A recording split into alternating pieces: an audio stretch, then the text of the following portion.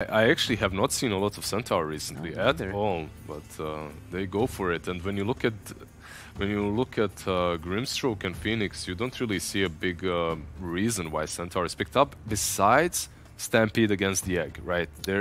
Like you initiate with NiP, you plant that egg. If you don't have a refresher, they will just stampede out and re-engage. So that can be pretty solid when you're playing against Phoenix. Yeah, or Stampede in with the overcharged IO with attached to another hero, and they can just kill the egg very easy. Yeah, I don't know. Centaur for me is actually a hero that I feel like people kind of just fell away from, but I feel like he's actually really strong with these small little changes that he got. Double edge is insane now. Yep. Like you just get this like max double edge lane with like a couple points in your stun, couple points in your retaliate, and you're actually just smashing over and over again. And with a hero like IO behind you, you're sustained. You can heal up all the time if the IO is there in the lane. Retaliate, pretty much the nerfs to it made the hero unplayable for most teams, but OG, they're not most teams. Yeah. Correct. They, the troll ban. Yeah, and they do ban out the Queen of Pain again as well. Yep. Void is still in the pool, by the way. For NiP, it's a hero that they could think about. It is not in the pool. It is not actually. Unless you mean Void Spirit, who That's indeed exactly is in what the I pool. thought. Well That's done, what they played before. Well done. Now, Void Spirit was banned out in the last stage, last game. Yeah, so last pick, last ban. Yes.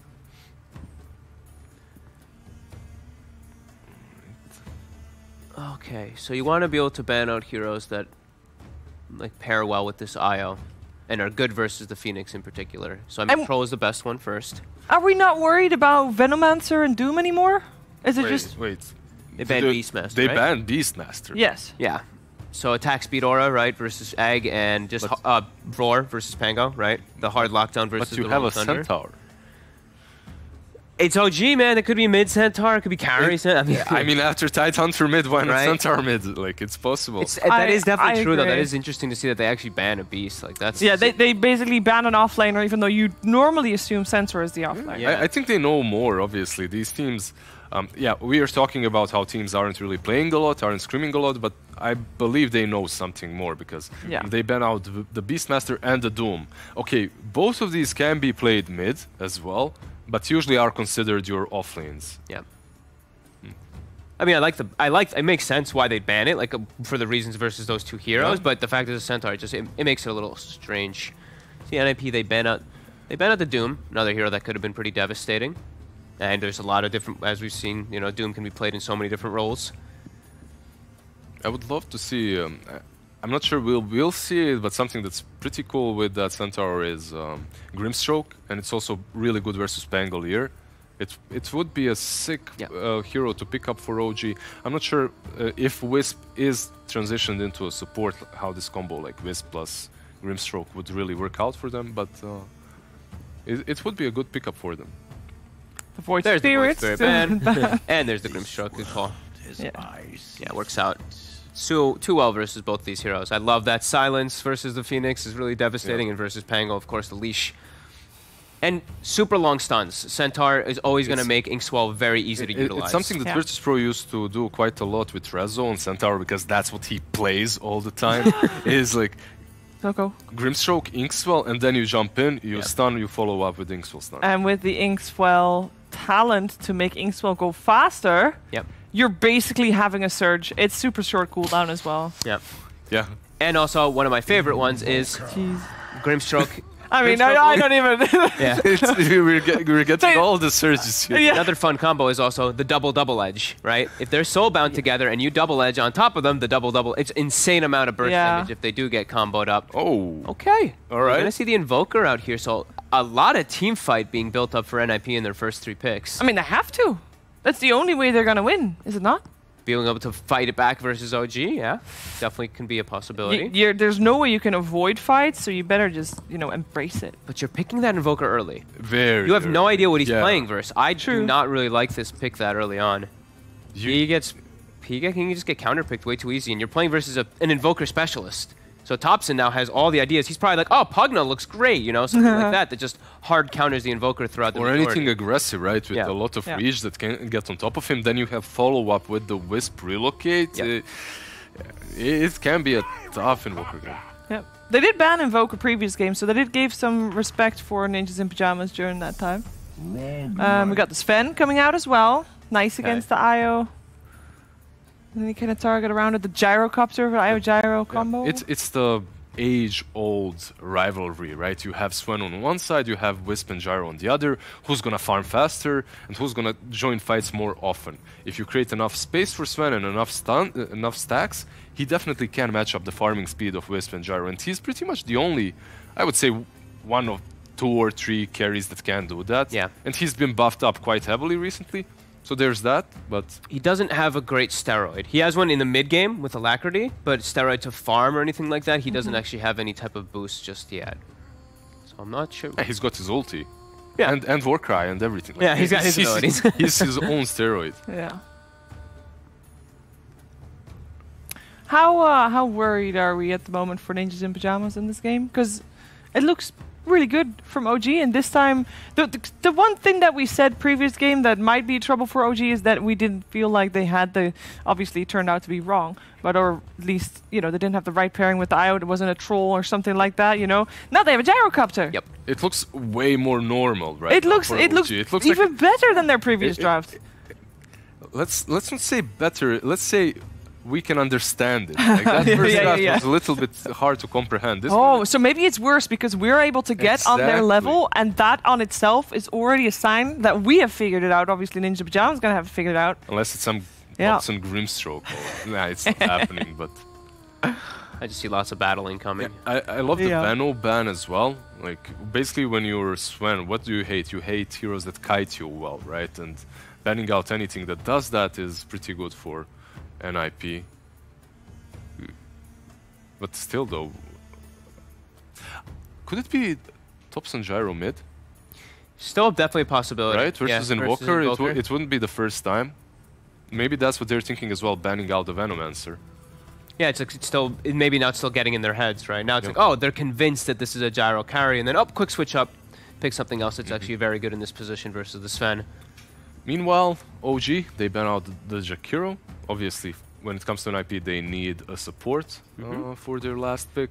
That can't feel too good, having a last pick as your like 5 position for NiP, right? Yeah. You got no gotcha pick. When we saw them do well yesterday, we saw Misha on the Chen, and they were able to set a very high tempo with that. Is something like that still, you know, on the table for them? You were playing versus so much AoE. Way too much. Yeah, too much. I don't think that these like Chen Enchantress, they're really not a good option for them, unless they really push the tempo, like you said, and play very well around it. You're playing versus Centaur, versus Gyro, versus Grimstroke. All these 3 heroes defend the objectives incredibly well. Yeah, which doctor? Gotcha. Versus IO. Last pick. Good versus Centaur in lane 2.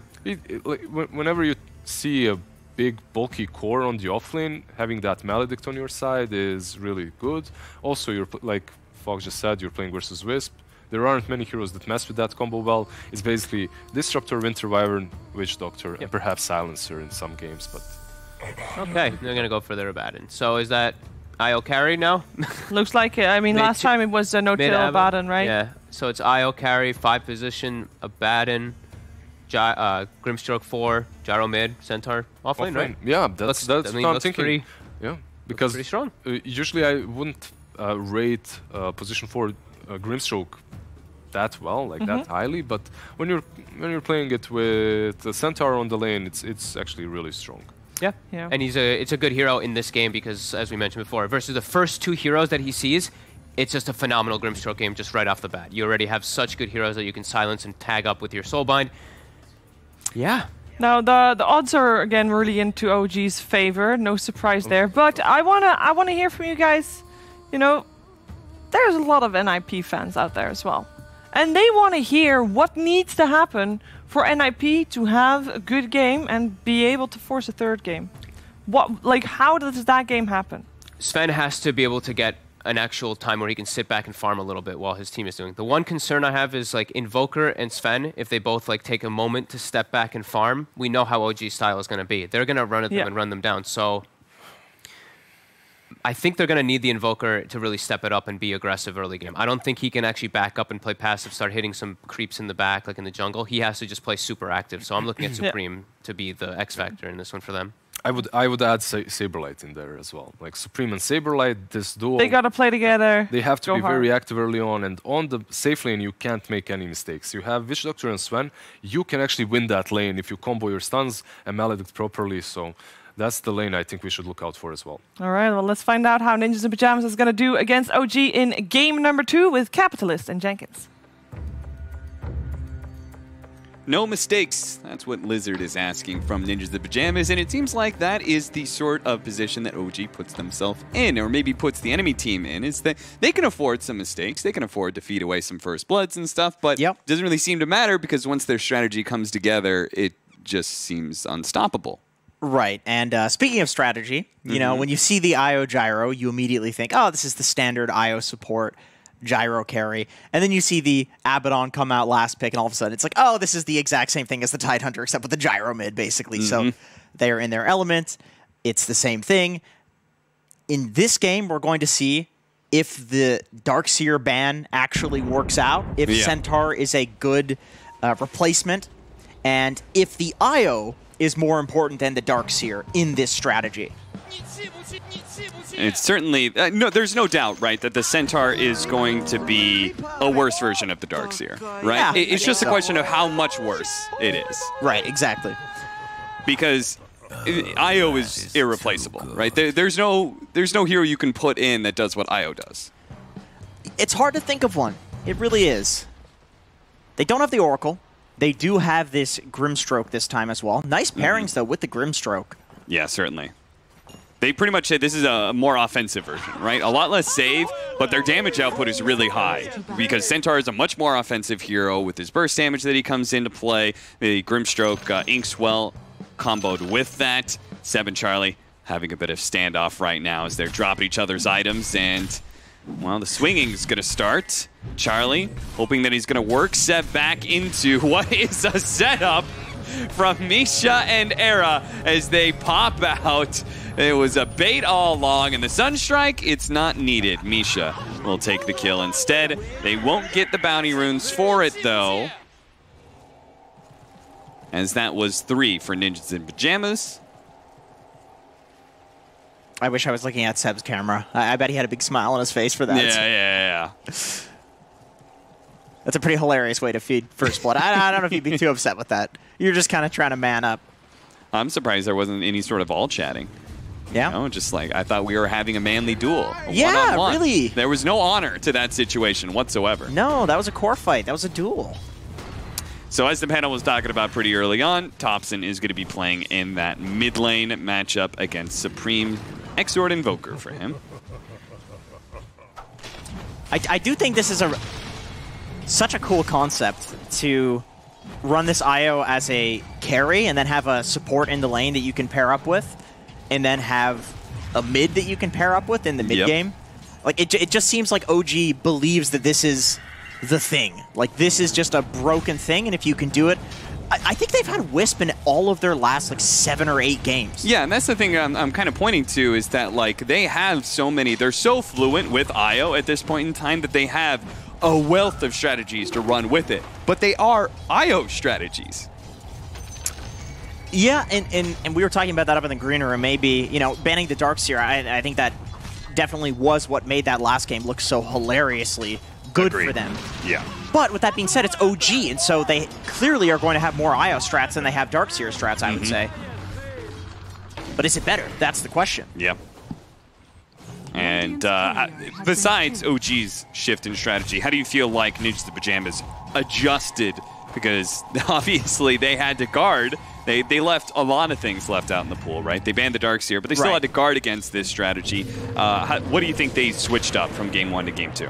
I like what you mentioned in the draft. Basically that they have this really solid team fight that's very difficult to run into. You can't just 5-man like Maniacs into a Pangolier ult, into Invoker Cataclysm, into Phoenix Egg and Witch Doctor Stun. I mean, they have a lot of disruption basically for the 5-man. And so I guess we'll see if it pans out for them, because OG, they also have a lot of disruption, a lot of 5-man. Yeah, I'm always a fan of the Pango into a lot of these IO matchups, and I'm sure Saberlight is too. After all, after yesterday's loss, he tweeted that, you know, it's just not the same playing off-lane heroes that aren't Pango. And so he's got his favorite back into play here, and we'll see if he can actually perform a bit better than the last few games, because I'll be honest, it's been disappointing performances from him so far, for me anyway. He's had some rough times. I think there's a lot of pressure on him too, like Lizard was saying, to be the guy that's like running around and doing things on the map. So that can always make it kind of hit or miss. Yep. You can feed a lot if you're that guy that has to do the things. Life of an offlaner. Sure, for sure, no doubt. But this is, you know what I always respond to that though, is that those sort of excuses, they work for people like you and me, the shitters, right? Yep. Oh, absolutely.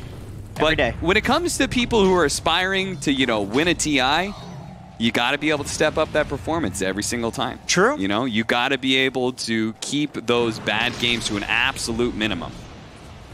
Yeah, very little room for error when you're playing against two-time TI winners. I mean, it doesn't get much harder than that. Certainly not. They didn't beat OpenAI, though. That's true. Neither did I. Zoxa. It's a little bit of Inkswell stun, but he's got to be careful of this combo of stuns from the Sven Witch Doctor. He grabbed this Witch Doctor with an intention to be able to counter the big, bad, tanky offlane Centaur, but it doesn't seem to be working that well. It's actually Charlie who's more threatened and ends up dying in this top lane. Fogg mentioned it on the panel, just this raw damage that comes out from the new Hoof Stomp, as well as Double Edge. It's a bit different of a way of playing Centaur than playing with the Aura like people used to. But boy, do you do damage. Like, he is a kill hero again, for sure. You want to combo him with something like a Grimstroke. Yeah, he's no longer that guy who, thanks to Retaliate, like dominates a laning phase and then takes your tower really early. He's looking to kill. Yeah. And he's very likely going to be looking to grab a Blink Dagger at some point in time. We'll see how early he actually chooses to go for it. But it feels like that is absolutely necessary on the new Centaur, whereas before you can go a lot of team fight items and just kind of roll up on people. It does, and I also think that this patch has just played a little bit faster too, with regards to running around early and fighting and defending towers. Like, we've seen the rotation to the mid tower in basically every single game before 10 minutes. So yeah, definitely the Blink Dagger is a big item whenever you want to fight early. Thompson has a ton of CS. That's because he's playing very efficient jungle, and so if we were probably to look at the net worth, I guess he'd still be top, but oh, he's actually not. I thought he was going to be probably neck and neck with the Invoker, but no. The jungle creeps are pretty bad, I guess. Yeah, he's been getting a lot of golems in Satyr camps. Yep. No-Tail does manage to get these stacks of silence, but Saberlight, he's not backing down from the fight, and if he keeps getting lucky on those Lucky Shot procs, he might be able to just keep going. Seb going to be hit by the Sunstrike? Was that the Sunstrike? Either way, the Maledict looks like it may take him out from that last hit. Oh, Raindrop came in for the second tick, but that last one brought him down to 20 health. So close. If they'd gotten one more swing in from somebody, that certainly would have been his death. Max Flack with an Arcane Rune. He's a happy boy. Yeah. Even though the Invoker is top net worth, everybody else is looking real good on the opposing side. Top lane, nice rotation coming in from Era, and a good opportunity to kill both of the heroes in the offlane here. But Seb, with a nice stomp, this Sunstrike, it is going to land the Fire Spirits, though. He had a stick charge. It's not enough, though. Stormhammer comes in. And Charlie manages to get the double kill. They leave Saberlight alone, and he's chased out a lane, so they'll have to try and fix this. They don't want to lose this tower too early. Got the aggression from OG here. Yeah, and it's going to be countered by the aggression from Ninjas the Pajamas. They know that OG, I mean, sitting in position behind a tier 1 offlane tower leads you exposed to a gank, but it didn't really connect from Ninjas the Pajamas. Man, they're so good at playing these heroes together. Like, just the save from No-Tail there, and then mid one runs into the trees and tethers out. Like, that was 4 heroes, right? With the mid Invoker rotating, and they survive that like it's nothing. Behind the tier 1 tower as 2 heroes. Very nice. You see Ninjas the Pajamas, their game plan is definitely, they've gotten 2 cores in the side lanes that can, at some point in time, feel okay at being left alone, though Charlie, he's not feeling so okay right now. He knows he's dead because mid one's relocating in. He was just hoping he'd get the kill on Seb, and Supreme clips him just perfectly enough that the IO didn't tank up the Sunstrike damage with him. Meanwhile, they do manage to kill NoTal while he was left alone. Mid one was a way to play. Supreme is popping off this game, man. Yeah. If he can get that early Ags, get that Cataclysm out, that's enough damage, you know? I think, I believe in the Supreme Invoker. Regeneration. He's very farmed. Just drums rush. No boots, nothing. Doesn't need them. Just stats.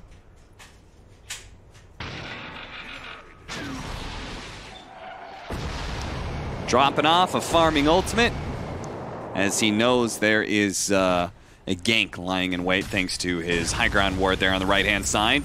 God Strength being popped here just to kill Soxa real quickly.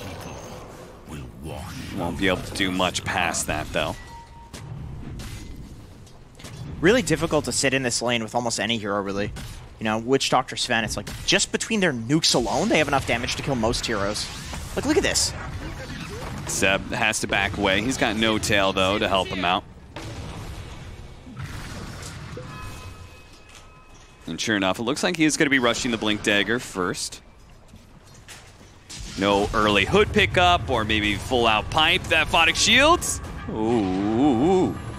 A little close there, the Sunstrike. He tried to snipe him again, but Seb, he was hugging NoTal. He's like, please save me, bro. Third time's a charm. Not even going for a bracer, just straight into the blink. Thinks it's that important to get it early. Yeah.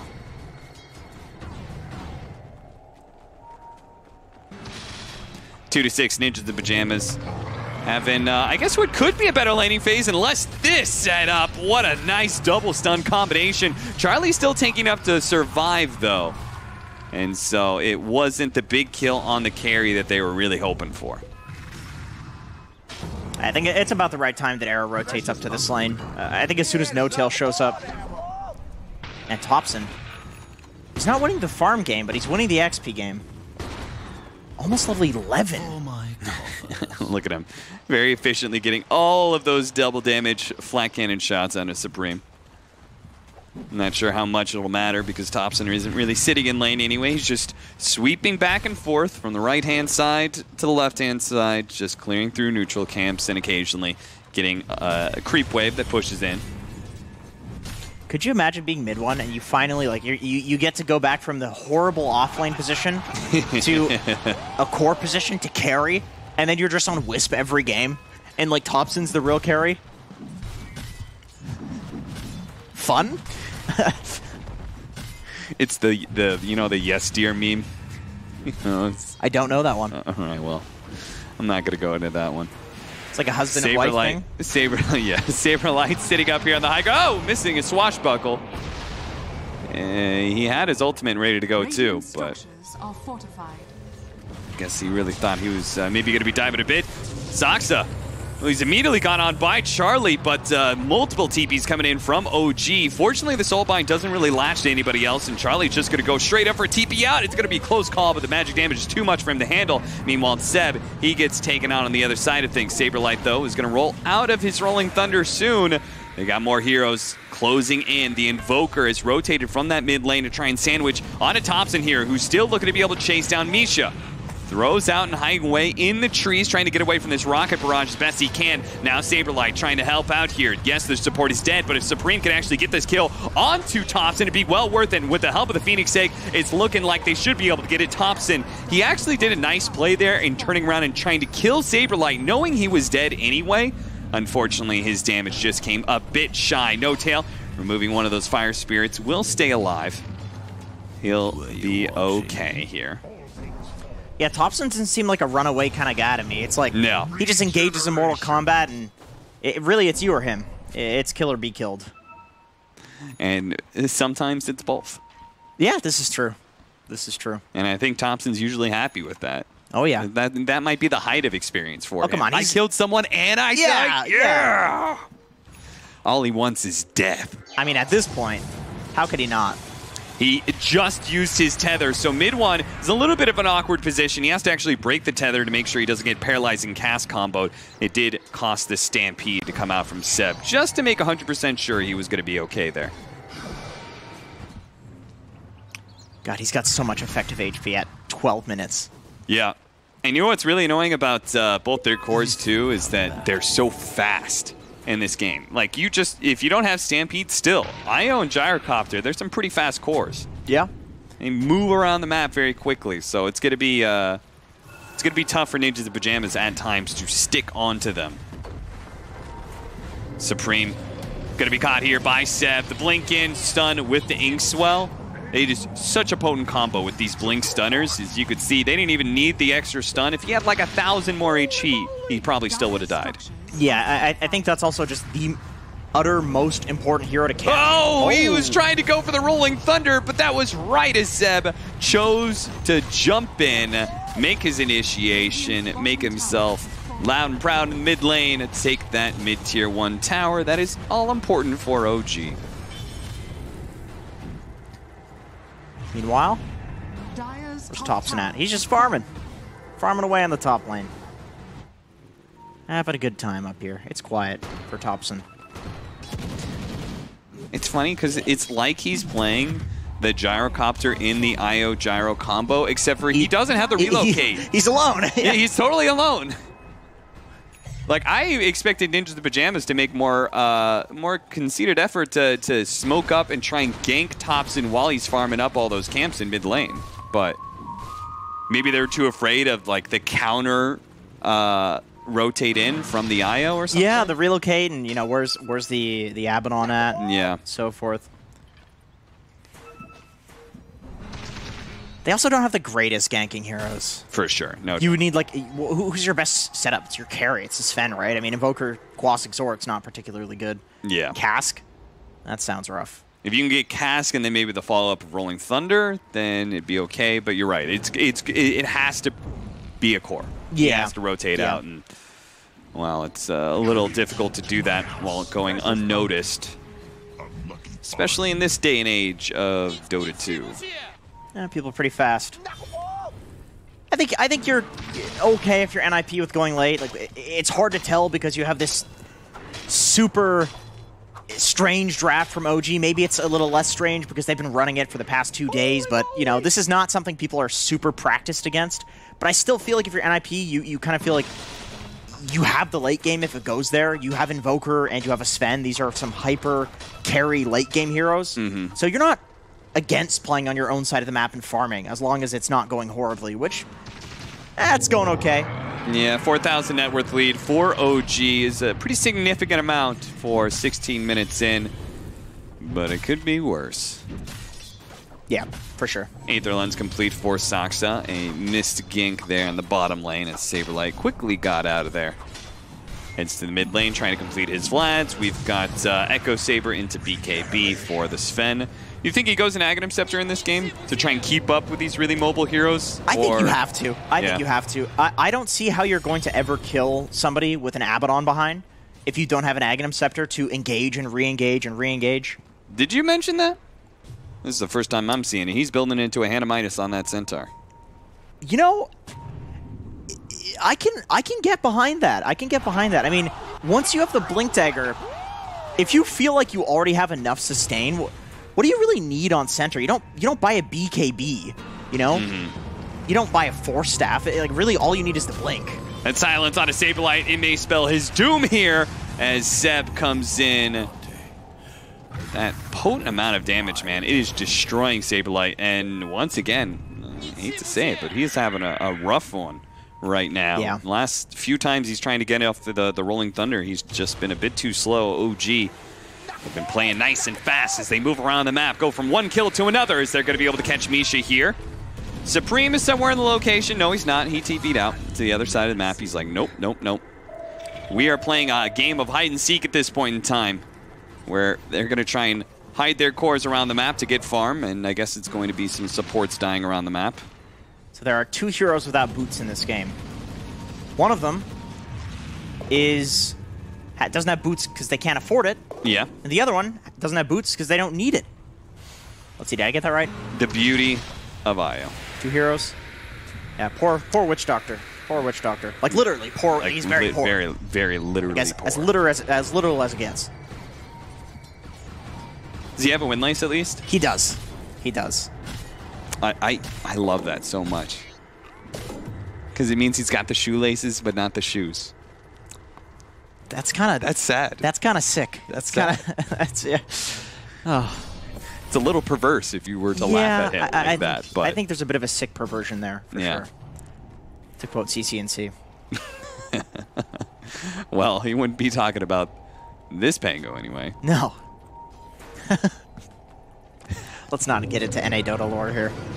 Misha in some trouble here as he's stuck inside this neutral camp, but really he positioned himself quite nicely. Mid1 will eventually get the kill, but he's in a nasty, sticky, unwinnable situation. He's surrounded by 4 heroes. Ninjas in Pajamas, they finally get some real blood out there, and they're going to push forward for a little bit more. They've got the God Strength still up. Let's see if they can take a tier 1 mid tower, or if OG with a glyph and a couple of heroes can still defend it. Seb. Yeah, he's feeling good, ready to go. He's got 1,800 HP, so yeah, maybe you're right. Maybe he does have enough sustain. The hero's good with levels. You know, you want to get that high level in the ultimate. Yeah. Late game talent's pretty nice. Get that extra double edge damage. That's pretty good. Seb's actually been doing this in his pubs. He's been going Midas on a lot of offlaners. Like on Brew, he'll go double Bracer into Midas every single game. Yeah. Night Stalker as well. So I don't see it as being that different from a Centaur. Like he just seems to think that this item is really good, especially on heroes, of course, that just need the levels. Yeah. Don't really need items. Okay, so they saw a bunch of heroes rotate up to top. They think maybe they could fight here, and then they kind of see Thompson in his full form, realize, wait a minute, that man's got a BKB, retreats, but it's too late. Thompson, he's already closed that gap, and now Seb is here as well with the rest of the team. The Soulbind's going to go out, catching even more heroes, and now Ninjas the Pajamas, they're going to have to fight around the Supernova, but the Supernova, it'll be dealt with so quickly with that hand on Midas Centaur. Tornado comes through, clipping a couple of heroes, man, and that Death Ward with the Maledict that was already up on Thompson, doing quite a large amount of work there, but all it does is force them back. It doesn't actually get any important kills. They kill Saksa, but that's going to be it. Meanwhile, they've lost 4, and maybe a 5th as Supreme still has the dust on him. Does he have anything he can invoke here to be able to get out? Stuck in a hole, but no way to survive. That's a team wipe there. 1 for 5 exchange to the favor of OG. I gotta say, having an Abandon on your team and an IO... An Abandon? It's the guy in the horse. I'm not going to let you get away with this. Having both of these heroes on your team, it's great when you have Thompson on your team, right? This guy's just going to run in no matter what. Whether he's dead or alive, he doesn't care. And you can just keep him alive to have this insane amount of aggression. The guy's like rank 200, rank 300 in pubs right now. Not very good, right? But that's because he's just so aggressive no matter what. And people in pubs, they're not good enough to support him. They're not good enough to play with Thompson. But No Tail, mid-1, of course. These players know how he plays. I don't like you putting that opinion that you can be too good for your pub teammates. Well, how do you explain that? I don't like you putting that out into the ether. How do you explain this guy? He's 3-17 or 17-3 every single game.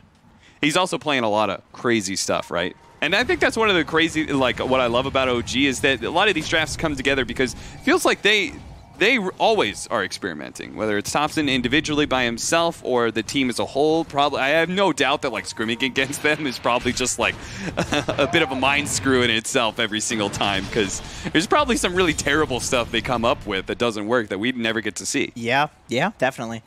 I like what Lizard said on the panel. Like he'd be shell shocked after the first game. I totally agree.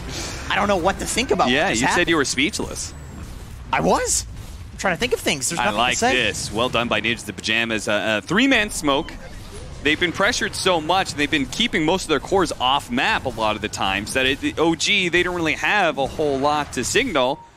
that, hey, some people are missing and they could be doing Roshan right now. Now, he might get Saberlight here. So he's going to get off the Rolling Thunder. Do they have any physical damage enough to finish him off? Doesn't look like it. So he'll actually be fine, even TPs, just to make sure he's okay. Nice little bit of space creation there for his team to take Rosh. Like, when he plays aggressive like that, it makes it very not obvious that there's a Rosh happening. It's like, okay, well, there's got to be people behind him, right? Yeah, for sure. Very good stuff from Saberlight. He's really brought it back. That one play? That was enough? No, he did some good stuff before that. Come on, I'm giving him credit. Every time he gets the roll off, it looks good. When he doesn't, true. Looks bad. I mean, it's hard to play against Grimstroke. That's one of the more annoying heroes for Pango. Absolutely. That is a get me out hero. Oh, yeah, for sure. BKB for Supreme. So we are beginning to get our bigger, or like our first step of team fight items, where it's like, okay, we're getting the items that we can actually fight back against OG.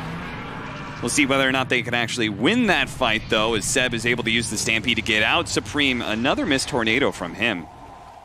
It's a bit awkward, and Seb tips him for it. Are you serious? You won a TI and you're tipping something in Dota Plus? Where's the Battle Pass? That was a Dota Plus tip. Peasants tip with Dota Plus. At least give them Battle Pass points. Take your word for it. Relocate in. Charlie, though, oh, he thought he was just going to be able to TP out. He doesn't have his BKB up yet, so he doesn't have a good option to be able to get away. See Era there doing some cutting of the creep wave a little bit, trying to pull him back, but OG are going to try and resume their stranglehold on Ninjas in Pajamas, despite the fact that it was NiP who just recently took Roshan. Yeah, that was one of those, like, Hail Mary play from behind Roshans where it doesn't really make it so that you can fight. It's just that OG can't take it. It gives you that little bit of a gold boost, and, you know, it is on Supreme. It gives you a get-out-of-jail-free card for him. If he dies once or twice, I mean, he's the saving grace in this game. So that wouldn't be good. Thompson. He's just zooming around, not caring, not giving a damn, all by himself pretty much, because he knows thanks to the BKB, there's not really a whole lot they can do against him. He'll time his TP with the ending of the BKB nicely. And now he's got 30 movement speed, so he's going to be doing that same exact thing, but even faster. You're totally right about how he's playing like he has an IO behind him, but he doesn't. Yeah. Like, he's just split pushing on his own. Yeah. And instead of relocating out, he just BKB TPs. He just uses his movement speed. Initially, it was his movement speed, because he's like, okay, I can outrun Rolling Thunder, like I have enough mobility to dodge it, right? Yep. And then now he's got a BKB, so he's like, well, once they put any real disables on me, I can deal with that as well. The BKB still on cooldown for now. He's going to get the Tornado EMP follow-up. The rest of his team, it's a little bit too far away. They're going to bounce back in, but they snatch the Soulbind onto the Invoker with the Panko, so they completely neutralize him, get the homing missile stun afterwards, and this is going to be a comeback here for the Invoker, but what can he do with his second life? He's going to pop his BKB, but that poor Sven, man, he just gets eaten alive by Thompson. A really nice ice wall, but Thompson zooms out of it pretty quickly, and now he's got his BKB up. Seb, he tried to put a halt to Supreme's retreat there. Look at him go, man. He's catching up to Era. Era thought, oh, please, the Icarus dive. Surely it's going to get me enough distance, but it won't. Thompson's a shark, and he'll hunt down these kills wherever he smells the blood to do so. If it comes all the way to the end of your fountain, he'll take it, and maybe even in the fountain. Of course he will. Thompson, calm down. What are you doing, you mad lad? Get out of there. With the BKB TP, once again, he'll be fine. They don't have any stops to these things. This is a total alpha Chad move. He didn't need to try and do that. A kill on Misha does nothing for OG. That's just another BKB charge, but god damn it, Thompson will assert his dominance over anyone who challenges his reign. I don't even know what to say. Is this Dota? What? It's just psychological warfare. Yeah. Like, this is cyberbullying. 1000%. You can't do this. It's 2020. You can't cyberbully people. My God. He survived. Yeah, of course he did, because he's Thompson, man. There were 3 heroes. I mean, I actually can't believe he actually took fountain shots. In survived, right? This is a buffed fountain. This is a 7.27C fountain. Yeah, it's an Ursa fountain, you know? It's got the Fury swipes. Misha kind of pops his head out. So, okay, the relocate's coming, and Saberlight says it's time to go. He does have the Soul Bind on him. He'll steer it away from the Invoker to make sure he's not halted in place. Can the rest of the team actually get out there? Still TPing. Oh, no, Supreme! That TP, I think that was a long one. He's going to pop his BKB. Deafening Blast will actually help him survive here. So it's just a BKB charge, but still, that was a little too close for comfort. Yeah, if there's any follow-up there, he just dies and the game is basically over. And once again, he is absolutely the saving grace in this game. Charlie does not have the net worth to do anything. He's almost doubled in net worth by Thompson. You don't even need to worry about matchups. Like, who does Sven counter? It doesn't matter when it comes to an 8k gold lead on the enemy carry. Well, effectively the enemy carry. Let me just say, I hope to ever, in my life, be as confident as Thompson in Dota games, man. He was born with, like, a mutation. He's got some, like, extra brain compartment that we don't have access to, or he's missing one. Oh, yeah, maybe he's missing the fear. I think so. I think that's legitimately... He just doesn't know fear. I mean, he doesn't look afraid. I've never looked at him and seen fear in his eyes. Yeah, first TI shows up. He didn't look nervous. He doesn't... He's either smiling or no expression whatsoever. Yeah. Just while owning people in their fountain. I don't know if I should be worried or impressed. I think we're describing him too much like a psychopath. No. We Listen, do see him laugh. I'm not trying to go down the psychopath route here, okay? And I realize the phrasing matters. I threw in the little... He smiles. Yeah. I don't think psychopaths do that. Doesn't look fake when he smiles. He enjoys Dota. Yeah. As do all of OG, because they're always having a good time when they're playing Dota, man. I bet everybody was getting the cake out of Thompson diving into the fountain like that. I can't wait for that replay of their faces. Oh, yeah. I want to see that. For sure. So difficult for NiP right now. And the thing is, Sven's not a hero you can get a rapier on. Like, if you had a Terrorblade or a Medusa or, you know, one of these typical Agi carries, it's like, well, you get a rapier. Yeah. He might be able to carry the game, but he's not particularly great with a rapier. Yeah. Just gets kited. You're going to get kited and lose it, but... You've got your own, like, damage steroid. The biggest problem is actually getting the damage onto people. True. And OG, well, they're just controlling the map. We got a 14,000 net worth lead, and it's growing all the time because in Ninjas the Pajamas, they very rarely hold a whole lot of real estate. No Tail dropping some sprays on the ground while dodging tornadoes. Misha, he's going to be able to get the Paralyzing Cask. It's not going to land for very long, and a missed initiation there from Seb. He's trying to blindly catch Charlie. Charlie pops his God Strength. They're chasing after the Pango right now. Deafening Blast is going to push him away, but they still manage to finish off that team fighter. Look at the damage coming out from Thompson, man. Charlie, it just looks like he's being ignored. It's now the Supernova is going to be dealt with by the Gyrocopter. Charlie, it finally falls as he couldn't even kill mid one. Supreme looking to finish him off with the Tornado, the Ice Wall, but no, the heals come in from No Tail. That is an ultra kill for the Chad Sun, and they didn't kill anything. Look, they're all ending on mid one. This is just sad at this point in time. This is cyberbullying. This is give him the rampage. Oh, those are some good teammates. Those are some great teammates. Well, shout out for Ninjas the Pajamas for giving him the rampage as well. Woo! That was I mean, that was a fun series, no doubt.